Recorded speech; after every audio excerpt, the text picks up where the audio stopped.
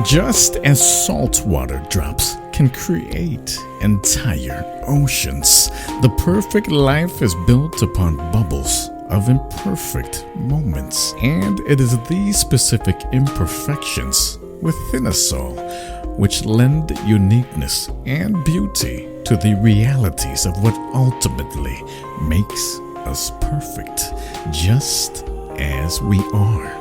Join Vyoma Nupur as she takes you indeed towards other alternatives which will encourage you, the seeker, to enlist into the most inspiring spiritual journey of your life as she interviews some of the most inspiring thought leaders and trailblazers of our day on her critically acclaimed radio podcast talk show, The Perfectly Imperfect, with author, writer, and inspiration, Vyoma Nupur. Hi everyone, this is Vyoma Nupur from the Perfectly Imperfect podcast, and this time we're going to do a video podcast so that we can get to know our guests even better than we did during the audio one. And today we have Joel Ayapana, who's my dear friend, as well as the producer of Real Revolution Radio, which is a really path-breaking, Christian-oriented and wellness inspiration-inspired platform. And at the same time, in his other avatar, he is also a psychiatric nursing professional. So, Joel, welcome to the show today. And I'm really glad to have you as the first guest of my video podcast, though together we have done more than 100 episodes for the audio one. Good evening. Absolutely. Thank you for Vyoma for having me. I'm so very excited. So, Joel, nowadays, whenever I go onto various social websites, I see that depression and mental wellness is an issue, a challenge that many people are facing, and as I was talking to you earlier, even on professional platforms like LinkedIn, there are people who are, just saying, I can't take it anymore. And, please give me suggestions. I'm having suicidal thoughts. What kind of advice, as a psychiatric professional, do you have for them? How do they cope? That's so many angles to that question that we can approach it by. Considering that it's already been a year or so since the pandemic had started. Even for me, just some flashbacks of exactly a year from actually yesterday was the 1 year anniversary of the Cleveland riots. And so there were many riots throughout the country, Boston, Indianapolis, San Francisco, Chicago. It was all across the board. We won't get into the specifics of who's behind it. That is not really pertinent at this particular point, because we're just talking about the people, the reactions to it, and for the most part, just the fallout of everything that had happened from the pandemic since it started. And so for me, it was when I was living in downtown Cleveland, and just to see how everything panned out on that particular day, which essentially ignited everything for the most part throughout the country with all these riots right before the elections. And so I lived in downtown Cleveland, and I was just walking my dog, and I didn't really realize that anything was happening. And all of the action, the events, and the gatherings with these riot groups, it happened essentially just 1 or 2 blocks away. And for me, I just woke up not too long ago when I started walking my dog. And I thought that initially it was just like a festival or something like that. And Right. Once I turned off the quarter and I saw the smoke and started to hear a lot of the crowd and the reactions from what was happening, the explosions, I started to realize that there was something going on. And so now, a few months later to a year later, it's just I don't live there anymore, because the amount of decay, the decrease that had happened from that, because there was a lot of looting. Many businesses were burned down. Right. And so the Cleveland that I once knew from a few years ago is not the Cleveland that I see today, And so And it's not just Cleveland, it's throughout the country. And so from the pandemic to many of the things that have had happened from the past year, the landscape that we see right now, it's different. And Yes. and because of the lockdowns, because we're dissociated from each other because of the social distancing, like even for the kids, it's got to be very difficult for the kids to actually cope with a lot of things, because as a child you want interactions, not only with just your schoolmates, but your teachers too as well. And so when we were at home in lockdown, practicing social distancing because of the pandemic, Yes. we didn't have that interaction. And so I'm kind of wondering too, what would be the psychological impact many years down the line because of that, for our school-age children who were impacted back then. But along that route, many friendships have been destroyed. Families, there's also an increased amount of depression, suicide, divorce, and also many breakdowns in family and friendships. So a lot has been lost. So to tell you the truth, how do we approach that? That's a very difficult question, because many people approach many different things, stressors, in many different ways. Right. Culture, society, race, gender, many aspects of different spectrums.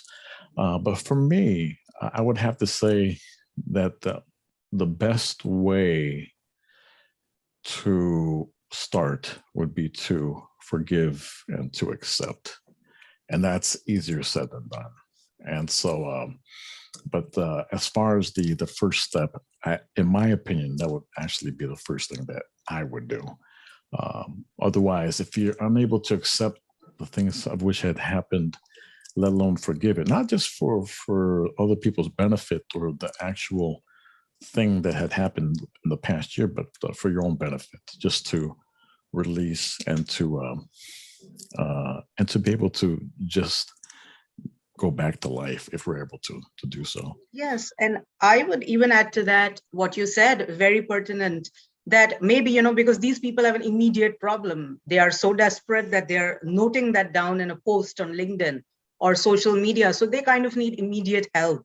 So in that, maybe they should try and be part of something bigger than themselves, such as join a prayer group online, or some kind of meditation retreat online, or maybe just physical exercise classes online, or something, maybe even a book club online, something that will allow them to see the power of coming together as a group and understanding that the group as a whole is much more powerful, much more cohesive than the individual. Those are some things that would distract them also from their own problems, put them in greater perspective as such. Would you agree that that could be a way immediately, Oh, absolutely. That's the thing about the human story, just just humanity. We're so resilient. Like whatever happens, we're able to go through what we need to, whether we know it or not. Okay. Yes. Whether we're on the right path or not, but collectively, humanity has the capacity to pick up the pieces and to salvage what we have and then to move on. But many of the people, again, small business have been impacted greatly from the past year, and not even the incentives from the government. I think we had maybe 2 or 3 from the past year, which is not enough. Yes. To get us back on our feet. There's right. no way. And so that was just essentially just like a doggy handout for the most part, Yes. So did it solve any of the issues? No, absolutely not. It was a Band-Aid, and for which the infection just continued to thrive despite the Band-Aid, So in my opinion, many people though are resilient. They've been able to, again, like you had mentioned, just have different gatherings online. The podcast community has increased significantly, Yes. because We can't go to the theaters like we used to. I mean, now that everything's starting to open up, and there's the restrictions for wearing a mask and social distancing has decreased. So hopefully we can get back to normal if that's even possible. But before, when we were on lockdown, we didn't have that capacity to go in large gatherings, such as watching movie, just to get out the house. And I remember there was like 2 times where I did have to get locked down because I was exposed to COVID. I didn't have COVID, but I was exposed to it in Right, a right. setting. But in my opinion, like those 2 weeks that I was off, I was like, yeah, I can have time off from work. This is like a vacation. But after the second week, just the monotony of not going anywhere, not seeing people, not going to any social gatherings, to a restaurant or whatever. It was like, can I do anything different besides just sitting in my house and watching TV? Right. And so, of course, we have plans to work out and do this, but for some people, it doesn't happen. We get very lackadaisical and very comfortable on our couch and just sitting in front of the computer as we watch the world go by. And unless we're conscious of trying to keep us being stagnant, we're going to be there just watching the world go by online. And so not a lot of people were conscious of that because they were just so awestruck and shocked about the events that are happening globally. This happened to us globally. There are many people who depict of what had happened as what has been stated on news broadcast, on popular social media, popular news broadcast, and then there's the other the other spectrum where they feel that something else had happened, but Yes. The conspiracy involved with that, so.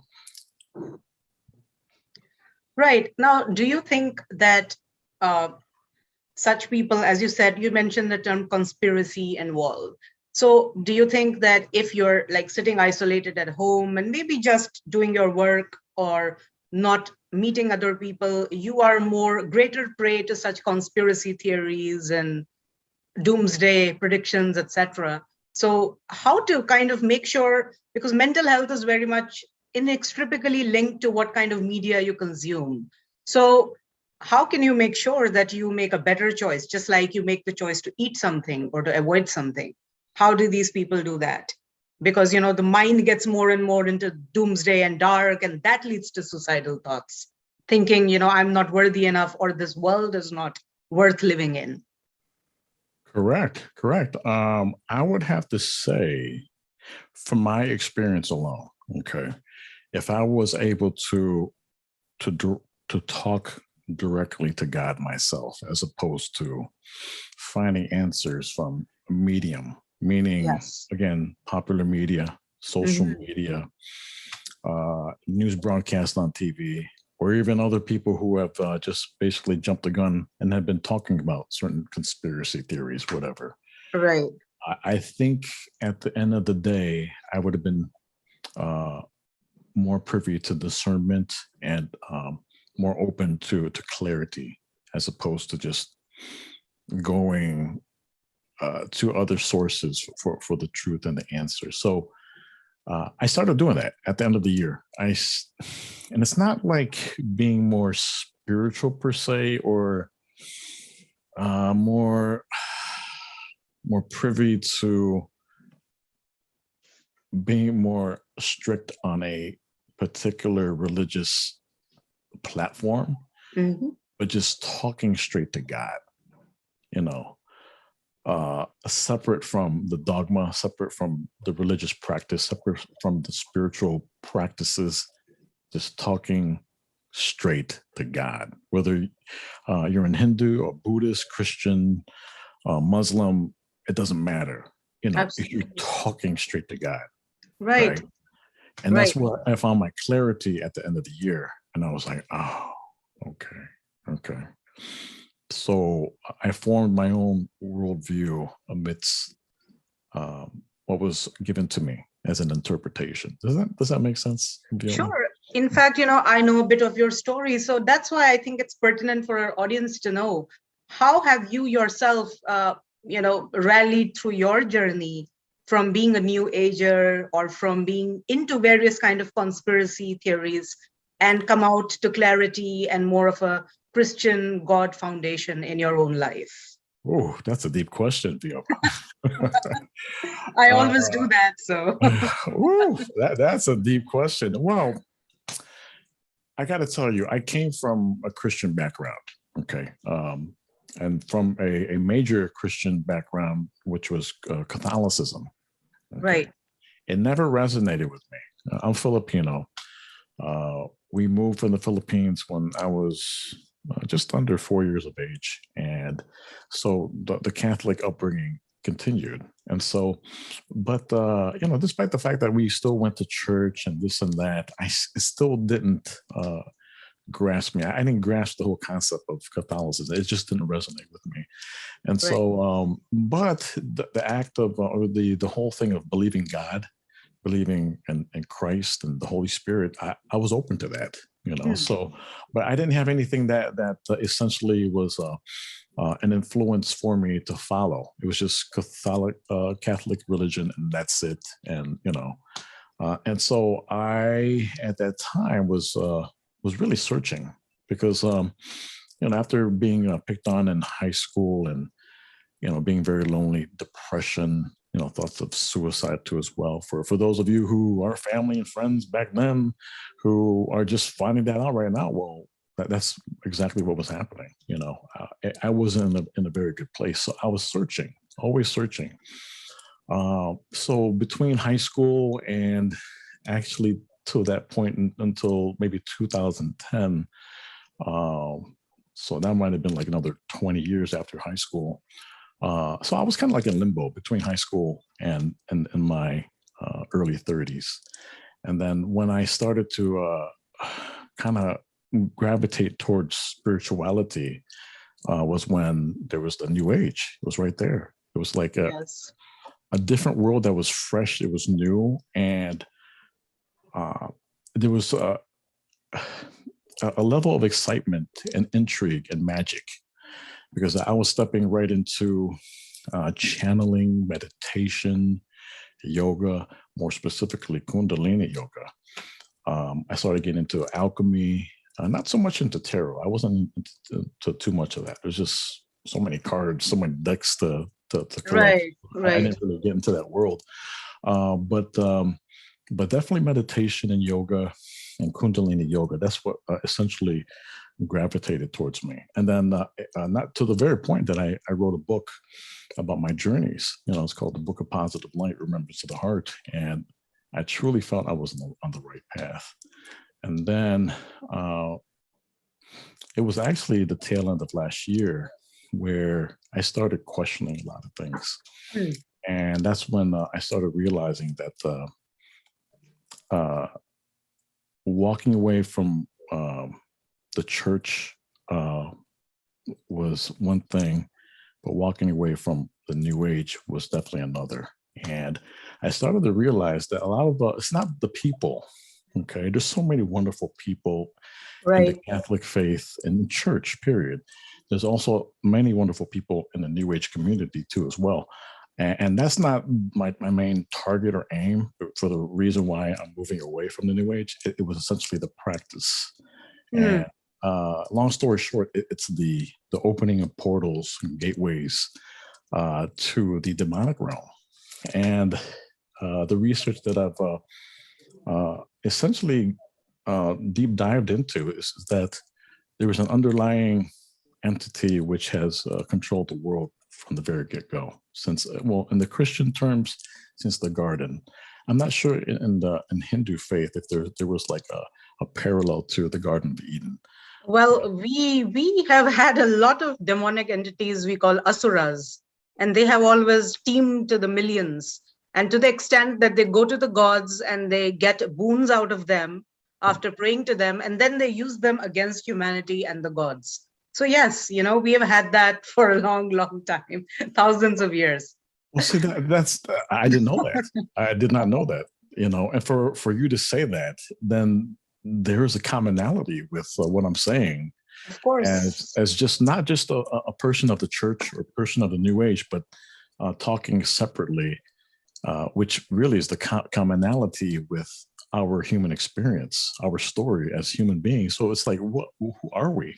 And so if I were to break it down, an analogy of what is actually going on, it's essentially like the invasion of the body snatchers, where the true pandemic of our times is not viral. Right. It's parasitic, where you and I, as human beings, humanity, we are the host, and the parasites are these demons. And so, is it as simple as that? I think it's more complex if you were to deep dive into the more of what we are. To tell you the truth, and that's kind of like the journey where I'm at right now. Who are we?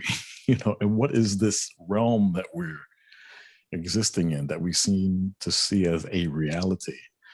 And how does it pertain to our relationship to demons and angels and the angelic? It really gets deep. If for those of you who would like to actually figure out what I'm getting into as far as this is concerned, I don't want to get into too much depth in this interview, because it really gets deep, and it can go another 3, 4, 5, 6 hours. We're just talking about mental illness right here. Right. But like I rebrand, just like the network, just like Vyoma, we are rebranding. It's essentially a renaissance of what we're going through right now. And we did have it lately in the past year. I say about a good 15 broadcasters that was with us with Real Revolution Radio XO. Now we are like the last weekends. There's only like maybe 3, 4, 5. Right. And so, but to tell you the truth, I'm loving it, because now I can really concentrate my energies towards shows like Vyoma's Perfectly Imperfect, my show, and 3 other shows that really gravitate to the message that I really want to put out there. And it's the message of Christ, God, the Holy Spirit. Some may see that as a trinity, but however you might categorize it or name it, that's my essential way of interpreting things. Other people interpret it as many other things too as well. No, I have to say that, Joel, when you mentioned the Trinity, it's interesting because for thousands of years in Hinduism also, it's been the Trinity. Brahma is the one, the originator or the creator. Vishnu is the sustainer or the preserver of the universe. And Mahesh or Shiva is supposed to be the destroyer of evil. So it's similar, I think even religion, whether it's Christianity or any other, seem to share the same esoteric foundation, from which it sprung forth. Oh, absolutely. Just as, there's mysticism in Hinduism, there's also mystic beliefs within Christianity too as well.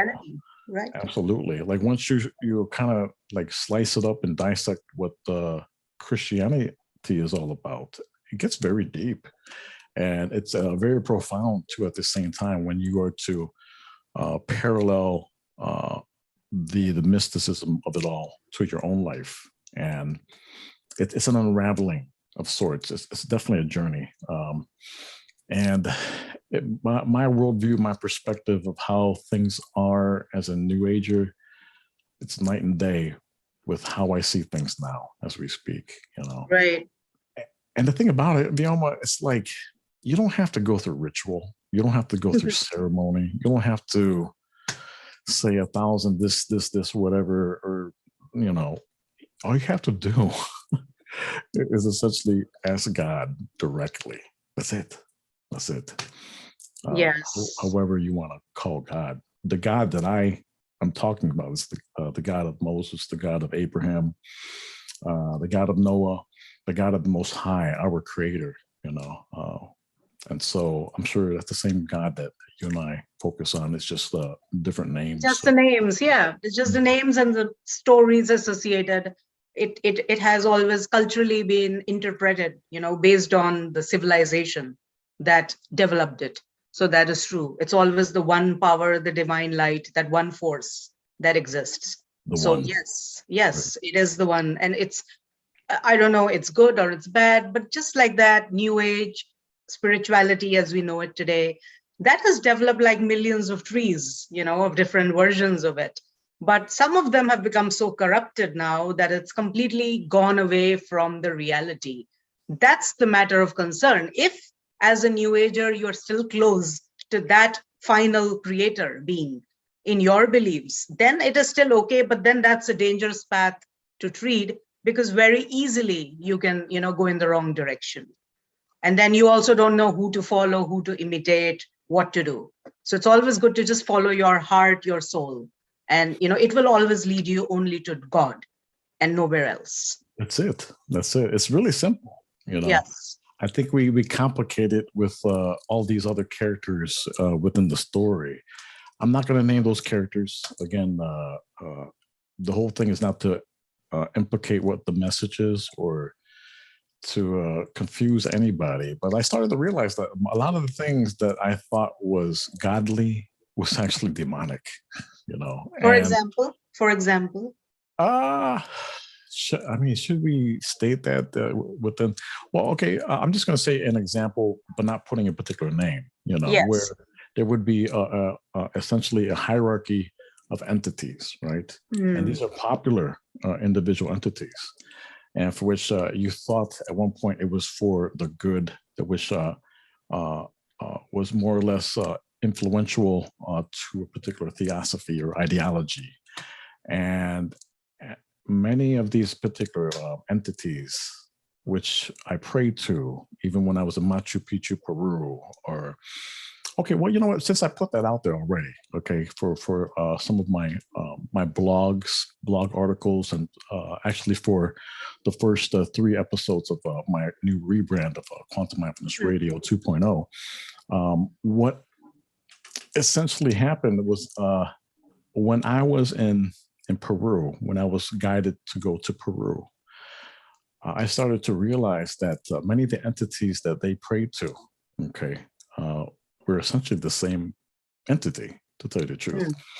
And as you know, before, as you can see on the screen, Joel Ayala Ayapana, that's my real name. Yes. Okay. But I say about a year, 2, 3 years ago, I forget when I actually changed my name, but the story behind that was that I changed.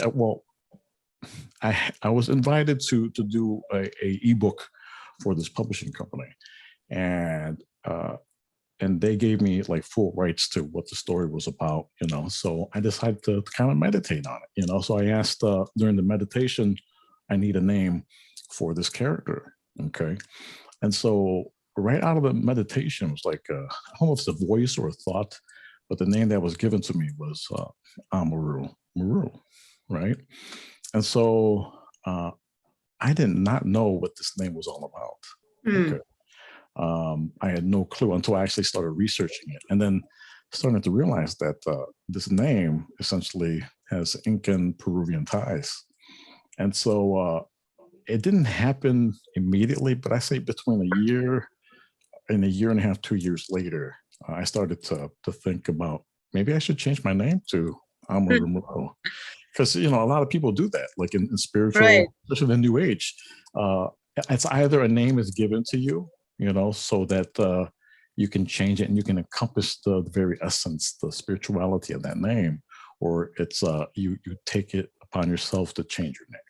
Okay, but I think the tradition is that someone gives you that particular name. Well, evidently it was given to me in spirit, so I took up the name. Amaru Maru. My name is, it wasn't an actual like legitimate legal name change. It was just like for the podcast, for as being the executive producer. So I changed my name. Kind of like looking back, it's like, that was kind of odd, and all of this happened at the tail end of last year, where I asked God for clarity. I was like, God, am I doing the right thing? And the answer was no. Well, I'm glad you didn't change it legally. You'd be in trouble now. Well, the thing about it, Amaru Maru, okay, is the same entity the same figurehead as Quetzalcoatl, to the Aztecs, to the, I believe, to the Inca, it was Viracocha, okay, and then to many other Mesoamerican, it was a different name. And then to the Quiche, it was often, and I might be getting this mixed up between the Mayans and the Aztecs and the Inca. I always do, because I'm getting older right now, so 50. But essentially, Amaru, Quetzalcoatl, Viracocha, okay, those were all the names of Satan, of Lucifer himself, in the Mesoamerican culture, correct? And so when I found that out, when I asked God for clarity at the tail end of last year, that's what God told me, and it's not like I was asking a medium, a psychic, or the tarot cards, or channeling. I asked God directly, and I asked for the Holy Spirit. Lord, please provide me with clarity. Please provide me with a message that is only from you, only from God, and nothing else. No demonic intervention, influences, possession, but straight from you. And that was what was handed to me, as a message. And so it blew my world, Yes. as far as my own worldview as to how things are. And so with that being said, I started to kind of reflect on the shows that I was producing. It's all new age. It's all new age, all demonically influenced, all based upon a Luciferian doctrine. Okay. And so that's when I started to realize I have to change. I don't want to be a part of the deception, the lies anymore. And so I'm not going back to the Catholic religion. That's what a lot of people are saying. You're going back to the church? No, I'm going back to God. If I'm going to choose between God and Satan and Lucifer, I'm choosing God. I'm choosing Christ. I'm choosing the Holy Spirit. And I'm not going back to Catholic faith, or what people call the Christian faith. I'm just going back to God. It's as simple as that. And so that changed everything. So many of my broadcasters I had to let go, because again, not to say that there's anything bad about them, but it wasn't fitting the platform that we're resonating towards to, or changing towards to, which is real investigative journalism, mental health and wellness, and a non-traditional Christian platform. And so that's what the Real Revolution Radio XO is all about. Right. So, you work in the psychiatric field, in hospital. So what kind of cases have you been seeing during this past 2 years? Have they increased in number, and what's the variety in comparison to pre-COVID times? Well, I would have to say that a lot of depression, homelessness, divorce, and so those, and a lot of drug use, to tell you the truth. So I would have to say that would be primarily the four things that I would have to say it was a big focus on my mind as far as treating a lot of the patients that were coming in. And so, but a lot of it was depression and suicide. I wouldn't say that it was prolific.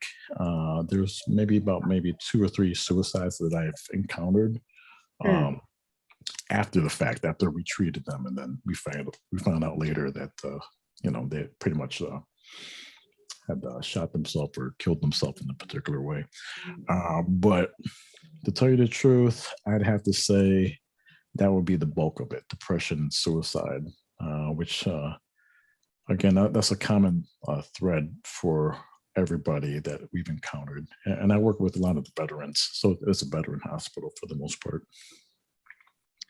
I just think that if somehow people cultivate more gratitude, for being alive during these times when so many lives have been lost, or just being otherwise physically healthy and having the most beautiful world around them, maybe communing more with nature, planting flowers or trees or vegetables, or sharing food with their neighbors, I think they might be able to come out of their depression. Because I just believe personally that whenever you see any mental health issues, depression, illness, there is only one root cause, and that is the lack of purpose in one's life.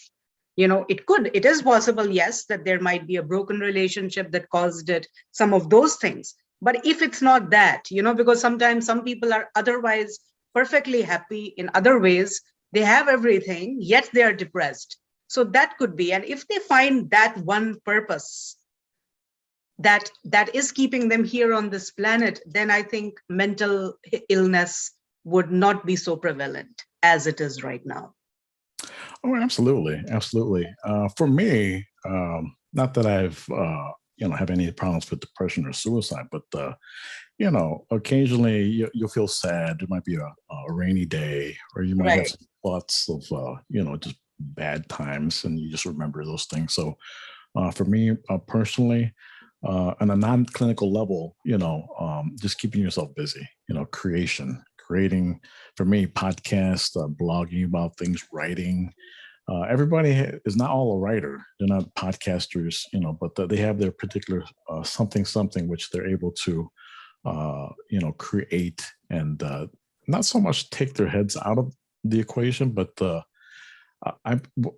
as you and I know, as humanity, human beings, we're creators. We like to create, and I believe that as long as we're able to manifest things, create things, it allows us to be in alignment to what we really are, to tell you the truth. So on a clinical level, it can get very complex, and so there's many different programs, many different ways that we can align ourselves to getting back on track.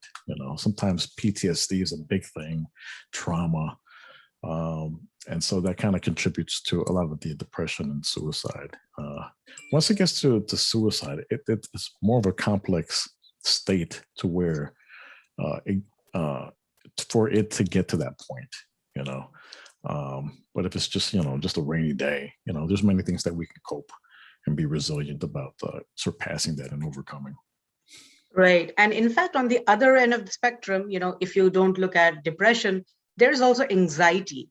Like people have anxiety going to work, giving a presentation. Some people have anxiety even doing like a video podcast like you and I are doing, because they don't really want to show their face. People will judge them, or whatever the reason is. Or, even travel anxiety, phobias towards water and all of those things. So even those, I'm sure, have exacerbated, they have grown during these COVID times because hospitals have been swarmed and people are not able to go there as much, or even the frontline workers must be facing those issues. So how do you temper things like anxiety? We say that, okay, we are close to God. How do we call upon that creator, that God, to help us in these times and with such issues? Well, with anxiety, usually it's just a building up of energy for the most part, and so that if there's no outlet for the energy to exude, and then that anxiety just starts to increase. So by having some sort of outlet, it would be beneficial to letting that excess energy to kind of like squeeze on out. Otherwise, if you just like when you're blowing air into a balloon, there's only a limitation to that capacity. Like when it gets to that certain threshold that the balloon can't take it anymore. And what happened? It explodes, it busts. And so there's got to be some outlet to where we can let some of that air out, and so that that balloon doesn't burst. So ways to do that is exercise. If your body can't take the stress or the impact, just walk it out. Jog lightly. Or if you can take that stress to, if you're younger or whatever, or if you're a runner for the most part and you haven't been running, start running again, and start doing your own thing. A lot of people have essentially focused upon camping and going back to nature. And so I've done that myself. Just recently purchased some property in Arizona, and on top of a mountain, Wow. and just to be part of nature, part of the desert, and just like being in that place of loneliness, to essentially be at a state of calm and peace. That was wonderful for me, So things like that, where you can let some excess stress out, and it doesn't have to be to the point where you're, huffing and puffing, but things like that, just a place of zen to where you can get away, and be in a place of calm. I think, yes, I think those are all good strategies, to try out, to get out of all the mental issues and depression and anxiety. And I think that would be pertinent for everyone worldwide, whoever, wherever is watching us. I think those are important things. Absolutely. And I gotta say, like, just talking about it with you, because I think in passing we would text each other, we would call or whatever, Right. but we wouldn't talk about it extensively like how we're doing it right now. And just Yes. to talk about these issues, and they're, it's very general, but at the same time, some of the questions you asked were very deep too as well. So it allowed me to kind of put it out there at the same time, and being as transparent and as honest as possible, because there's just a lot of people who are kind of questioning, oh wow, now you're spinning it a different way, so what's going on? Are you okay? Oh, really? I'm like, I'm fine. Are you okay? Without me talking, I mean, where are you at in the world of things? What can I do for you? But I've learned, Vyoma, there's a lot of anger that can come out of the past year from loss, from the impact of the stress, from dissociating from a lot of people, let alone why would I have to, do this sudden change from New Age to, back to Christ? That's a big move. Moving period is very stressful. But like, to tell you the truth, I found out after the last 2-3 months that the one thing that has really aligned me with being as peaceful as possible, being as humble as possible. Now a lot of people are in my head, or there's a lot of people that aren't Joel, and so I got to say that there has to be a level of a compassion for where people are at, and so as I was many months ago, not in the same place that I am today, what if God gave up on me and decided, yeah, it's a lost cause? I wouldn't be in this place, talking about my own truths, or truth for that matter. And so I'm just very grateful that I was given the opportunity to see many angles of what reality is. And now that I've been exposed to all these different spectrums of different lenses of how we can see the worldview or reality, I now have discernment as to what's really going on. But it's all a journey, and that's why we're all here. We're all part of this path to finding truth. Absolutely. I think it is a journey, and I hope just that everyone gets to find their truth. And I think I agree with you that it's always good to experiment. Like, many people will say to you that, okay, so we like the New Age because we are experimenting with beads or healing or crystals or tarot or whichever way, and divination, and that's our right as well. So, and that's our way to reach God.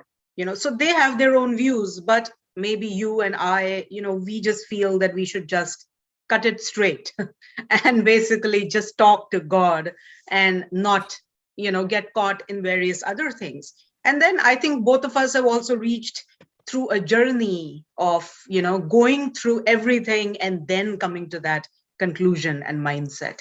So that's why I would not want to judge people who are in the New Age. It is their freedom, their own free will. But as for me, as I'm concerned, for me, I feel the same as you do, that we just have to talk directly to the Creator and just live our life the best we can. And whenever one feels any issue or problem, should take it straight to the ears of God, instead of trying to find solutions ourselves.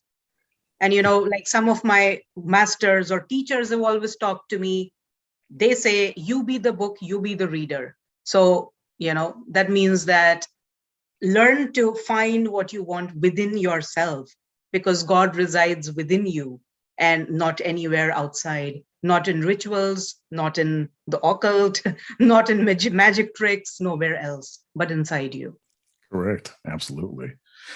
Uh, yeah, in the general sense, that's pretty much it in a nutshell. But if you want to talk about details, we'll talk later on for another episode. Absolutely. Yes. But to not complicate things, but that's essentially it in a nutshell. We're all human beings. We're all explorers. And we can be our own trailblazers to the particular truths that we come across. And it comes in varying levels, whether it's 20 levels, 30,000, I don't know. Whether I'm at the beginning stages or in the later stages of that development, I don't know.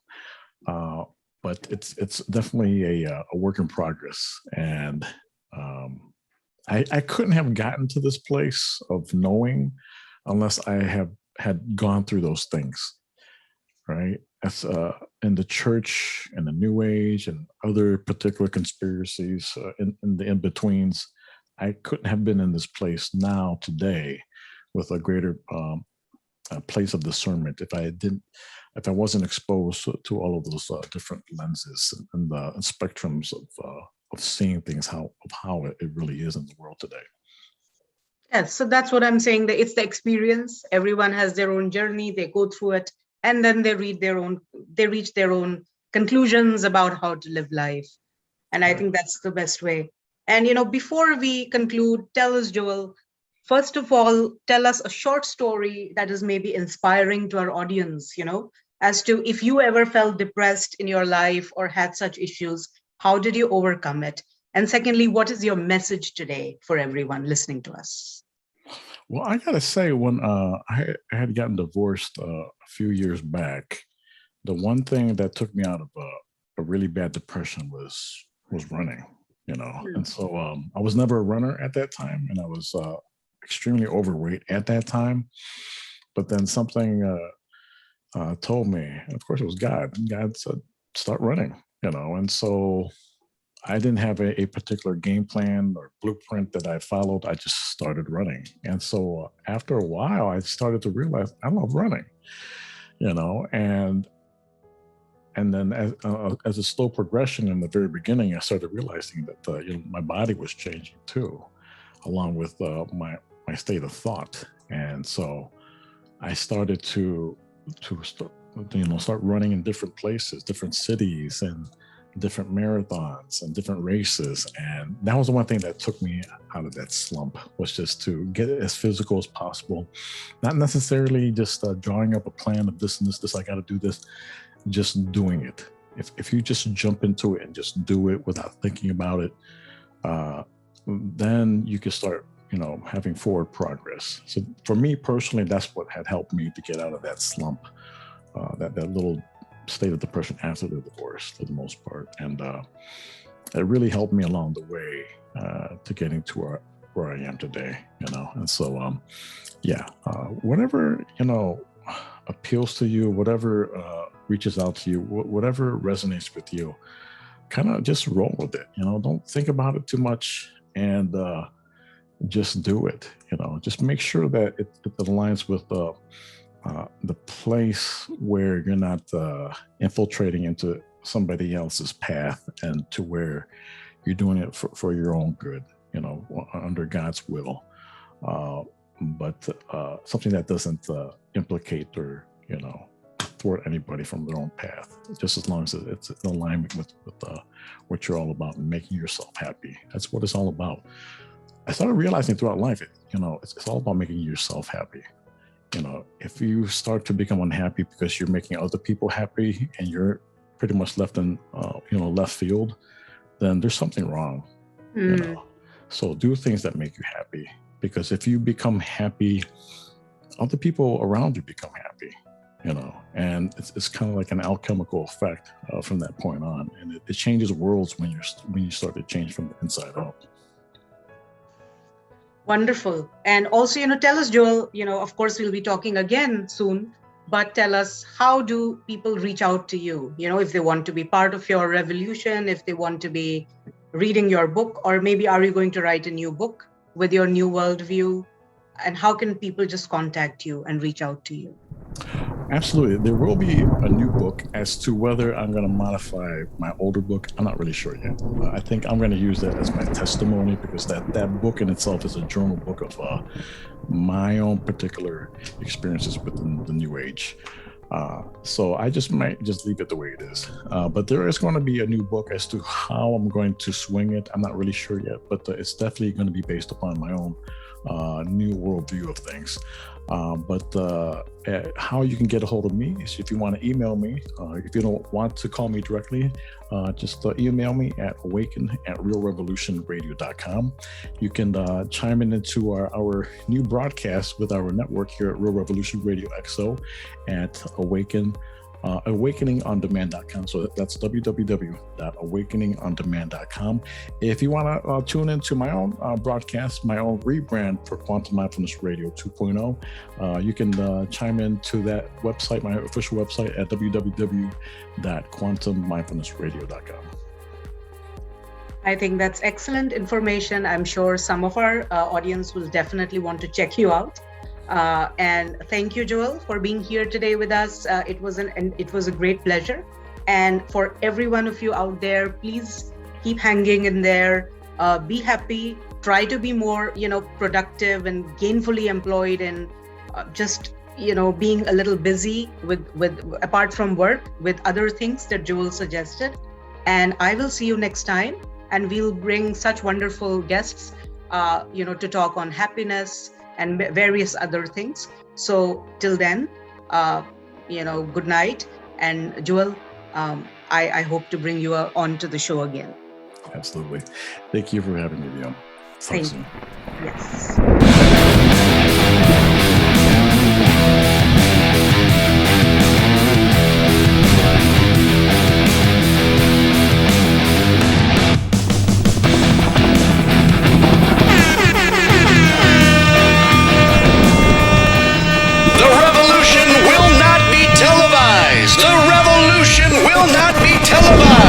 But heard instead, dear listeners, through podcast radio on realrevolutionradio.com. Never before has inspirational podcast radio been taken to this next level of wow. Until now. Today, in the age of information, more and more people are searching for answers and in solutions in how to better approach and perceive every day-to-day concerns by tuning in to realrevolutionradio.com. Isn't it about time we take back our lives, back in consciousness, in a higher state of awareness, in the evolution of our own state of higher well-being?